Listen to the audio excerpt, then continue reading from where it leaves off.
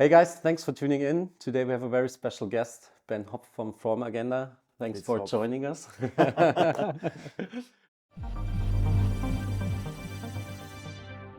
So maybe you want to introduce yourself for our audience. Yeah, so my name is Benjamin Hopf, industrial designer and running the label Formagenda right now. Yeah, for us it was really interesting because we talked a little bit beforehand and you told us about how everything started out. Maybe you can let us know a little bit more about that. Let's start after university I started as a self-employed designer with a little design agency working for different labels, creating, and already kind of started with lighting. It was my passion from the first hour. At a certain point I started getting a bit frustrated with developing products because it always the economic the economic process was more important than the design aspects in the products. And then I initiated Formagenda more as a playground to make a design as it was meant to be. Just to give a little bit of context, when did you start Formagenda? Formagenda was founded 2008, so almost 15 years ago. But I really had a studio, I did a lot of interior, fair stands also. But I stopped making products for other companies while I started Formagenda. Also, the name is quite interesting. I think yeah, it's like that is Formagenda. That is exactly it. It's telling the whole thing. It was about the form to be on the agenda, because the shape of the product is what it does, you know, and the light, of course, is also giving light, and that's creating atmosphere. But the shape itself has a lot of expression, and that is an interaction with the user that is kind of very important to me. Because the shape is giving, you look at it, you start seeing something in it, and you start loving it, or even hating it, whatever, you know, but it's creating something. And as soon as you have a relationship to the product, it has a special value. Yeah, it's like an artistic discourse almost between the product and the person living in the room, and it's kind of part of the family in a way. And I think it's quite interesting. So I wonder, what was your first product? It was two products actually, and then there was a variation of it because it's always kind of a product family or something. One of them was a very geometric, two conical shapes. It was Don Camillo, but these two conical shapes were giving a figurative look, and then it is very pure geometric, but still very emotional.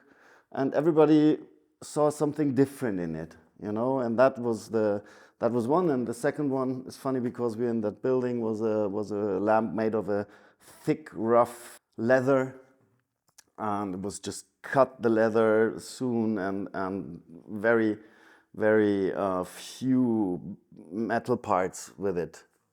It was called Cohiba, like a cigar, because it was a long lamp and it had like a cigar feeling. You said you're really into like this connection between like the user or the customer or whoever who's like buying the lamp and using it, and the emotional connection.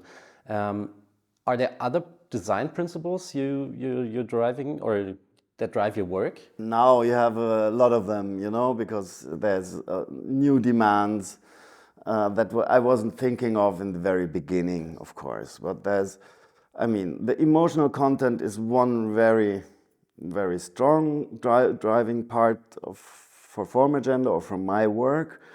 But now we have to also think a lot of sustainability, how to recycle it, how to repair it, you know, because the worst product is a product that is working only short time and then you throw away completely, you know. So these are new, not very new, but now most important factors driving the design as well. Yeah, I think that's very important to also have kind of creative solutions for that. But I mean, you coming from the creative field, how is like the whole business side in you evolving over time? Because that is also something for us, which was always a huge challenge, right? We're coming from a creative field and from the, I would say, idealistic perspective where we want to, you know, create something, make something better and change something. And then, oh, you realize there's this whole business side to the thing. Yeah. I feel the same. For me, that was the challenge, to learn how to run a company with all these new questions for you running it. Not only about design, but how to do everything else, how to do your marketing, how to organize everything. And now, especially there's so many hurdles for you as a company. We have to count the kilos of packaging, carton, plastic, whatever, which we produce or sell. And then we have to report this every month. And also for the electronical waste, it's a good thing, you know, of course, I think it makes sense, but for a small label, that is stupid. Yeah, it's kind of sad because it dampens down innovation a little bit. If you think about it, now I think through new tool sets like, let's say, 3D printing or 3D software and all those kind of things evolving faster and faster, it's more possible for smaller studios to actually produce industrial design lamps or whatever it is in the end. And I think, you know, regulation like this kind of, I don't know, dampens it down, I would say, makes it way harder. You're right. But then on the other hand, there's this huge topic about sustainability, right? So probably you thought about that a lot as well. Yeah, definitely. I mean, first of all, even from the oldest products, we keep parts, we repair them. Even if we don't sell them anymore, we have everything to repair it, to give service, because that's the most sustainable aspect of a product, is a long living product. And then, of course, construction-wise, if you produce the product, it needs to be easily disassembled to recycle it. If you glue all the components, you glue a steel part to a plastic part, and then that, and this, and that, and the whole thing is something you can't disassemble, then you have many different materials that wouldn't go back into the circle. So the circular economy is the ideal economy. Because if everything of the product could be recycled again and reused again, then you wouldn't need new resources to produce it. Is it more like an optimization thing, or is the topic of sustainability really affecting, or affecting your design work, or how it's affecting the design work as well, of course. I mean, using as little. Not as little material as possible. Sometimes, you know, shape, you need something, but the material itself is well chosen, and each material has its own way to be treated in design. You know, you can't just shape any material in any form, in any shape, you know. So that's why it's affecting the design process as well. Yeah, it's a constraint in a way. When you say in the beginning you started also out with, you know, the idealistic form in a way, and then realism hits. Yeah. or realism challenges. Yeah. You know, it's not it's still. Actually, it's nice to have some guidelines designing when you're designing, because if you just have to think of anything new without any boundary, then it makes the process more difficult. If you know, okay, it should be some aluminum profile, because aluminum is super well recyclable and so on, so you use that, and that's easier to design in the end. So you started your business like already a couple of years ago, and you're a long time in the business. So how did your vision on the business change? Is it the same like when you started it, you have a vision and you idolize things maybe? What were the most surprising parts when you started really getting into business? Because for us, of course, it's also, we wanted to focus on design and when we want to create. And there are a lot of other parts that are now occupying our time. So what are the parts? I know what you're talking about. Yeah, that's really the point. I mean, me as a designer for Formagenda, I don't have a lot of time anymore to properly design couple of lamps. So there is a chance to design a lamp a year, maybe, you know, but the time for my design time is reduced to a minimum because all the other aspects of running the label, of communication, of, I don't know, organizing everything is taking a lot of time. And it's frustrating as well. And as a small label, you realize you need a lot of people actually that should be part and take some work. And that's kind of against my old idea of giving only the product its chance, you know, to be the product as it was meant to be, because I kind of idealized the way of producing is easy. But it is not easy. It's very difficult. Production these days is actually one of the most challenging parts. It was hard to learn, and it was frustrating to learn that. I think it's super important to always create new creative outlets in a way, you know, finding maybe also different areas where you can actually evolve your creativity. And then, I mean, on the one hand, you have, you know, everything you learned over the years and all the base structure and so on. But in general, the style of living doesn't go away. And when I'm in this phase or in such a moment where I'm like totally focused on something, I don't know, strategic or like operational or something like that, I always try to find this one project where you can have a creative outlet. And if it is something completely different, like photography. Our latest product is a mirror giving light, you know, and then the idea where I started that design was art projects. If you imagine the art piece is like a cube, a mirror cube in the nature is kind of disappearing, and that was catching me. You know, it was like, okay, there should be a lamp that maybe disappears in the room because it's reflecting the room. First day on the fair, you wouldn't believe how many people run to the mirror product and just look at them and take a photo and everything. and then I was like, okay, that's perfectly matching the layer, the meta layer of the product, you know, about vanity. But the disappearance part, which I started it from, that disappeared. That was not important anymore. You added another color, so it's not even only that is only working with a clear mirror that it disappears. It's funny because my father was just in an art fair in Miami, and he told me the same thing. He had an artwork with a mirror, and people just were there all the time taking pictures and. Being so full of themselves. And I think it's kind of the zeitgeist in a way. It's about establishing yourself as a product more or less through social media and all those kind of things.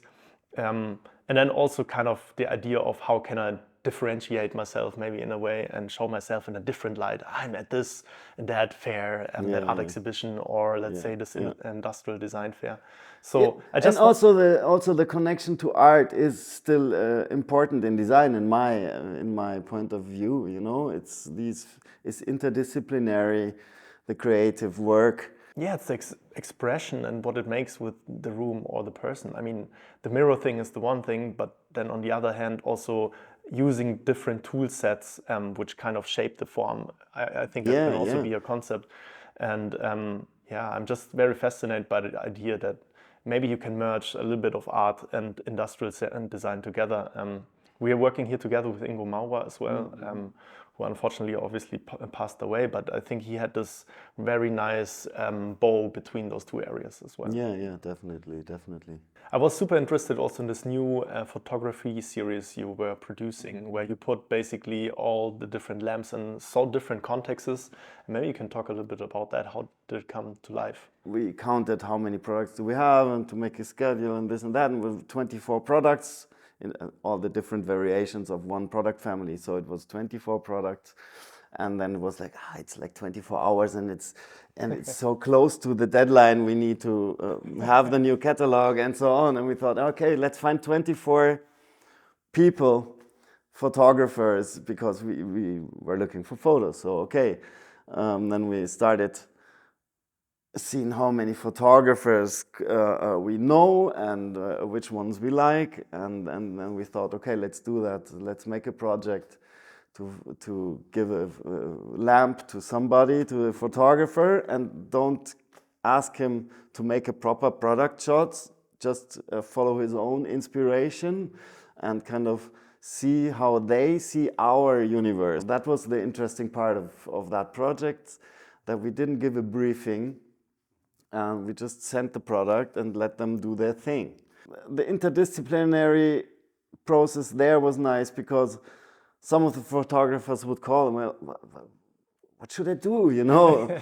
And some of the products are really big, you know, the chandelier with the 3 or 5 lamps like this, you know, and then you send a palette to some photographer, he needs to hang it in the studio, and they would go, yeah, and now what should I do? And they're like, well, whatever you want. Whatever you like. Use and your that was, imagination. oh, that's nice. That was kind of not, oh shit, I need a briefing. So they were happy about doing that, and the result shows it's a good thing.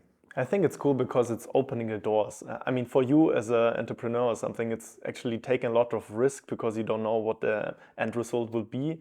But, you know, just the process of opening it up and kind of, you know, opening the process, giving more creativity to basically the creative community, I think it's quite powerful. But the product also is, I mean, it's quite confined in a way. It is what it is. It's already there. It's already, you know, something. And then giving it a context, it kind of can evolve also to a new, different layer. I think that's super interesting. Exactly. Kind of like a child you would give to the world, and then, you know, it evolves to something you never would have imagined.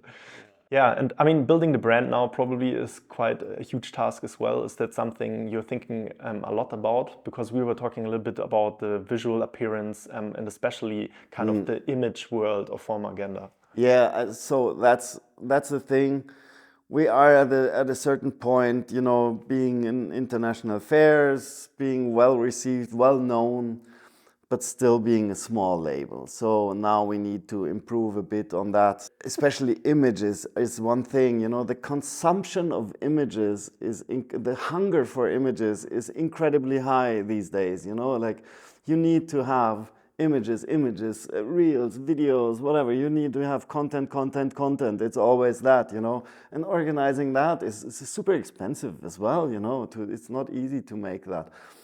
And so we're focusing on our image, not the image of the brand, but how to create images, more images, and how to create a new, like the next step. The second thing we're really focusing on, we are strong in project business, we're strong in customizing our products, since we are still, you know, like it's still handmade, you know, so there's a chance to fulfill a special need. If somebody wants a special surface, we can realize that, and we would like to keep that.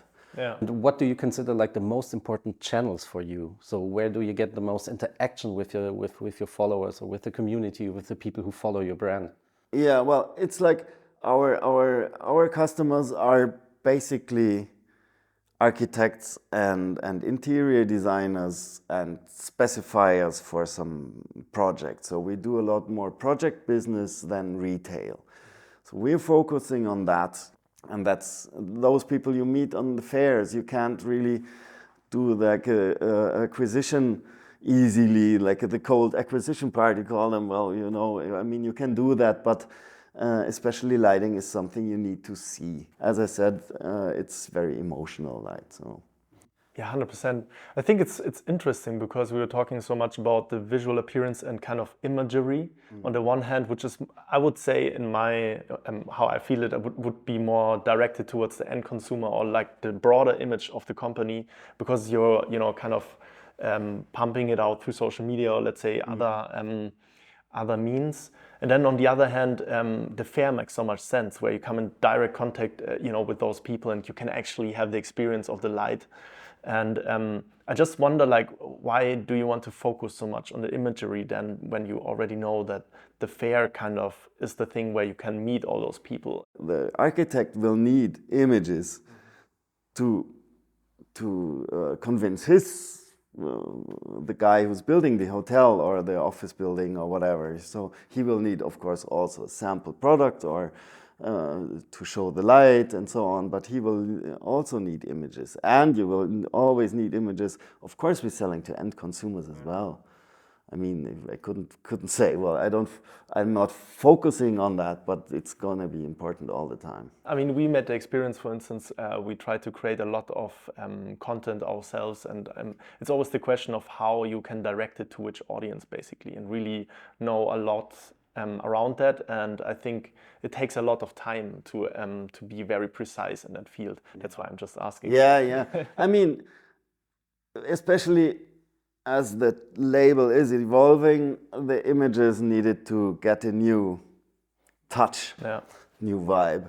If you have a lot of products, I mean, still, we have like 5 families, and then it's kind of, as I said, 24 products or so. Each needs some, one photo clean from this side, that side. You need to see the canopy, you need to see that. It's the technical imaginary, the product images. Then you need some image showing it in the context where it's how it could look like, because not every architect has his perfect vision for each product, So it's just a lot. It sounds like that's important because we're just working on that so much. It is not like the main focus of the whole company, of course. I mean, the strategy of a company, if it's smaller, will be always something that is changing while doing it, Is this and I think also, like, if you're a small team, you have to focus, right? You cannot do everything at once. And you need to outsource as also like marketing. It can't be in-house. I mean, it can, but you need then one person will be not enough. And there's so many platforms, like for architects, these platforms are important. If it's StylePark, ArchiProducts, Architonic. So these platforms are important, and it's super time consuming as well. And then communication is one thing, marketing is one thing. And there's just so many fields that you could put a lot of effort in and should put a lot of effort in. And that's kind of the next shit to do on the list. Yeah, cool. Thank you very much for your time. I think we heard a lot today. It's super interesting to dive a little bit into the Formagenda story. Thank you. And it was great for having me.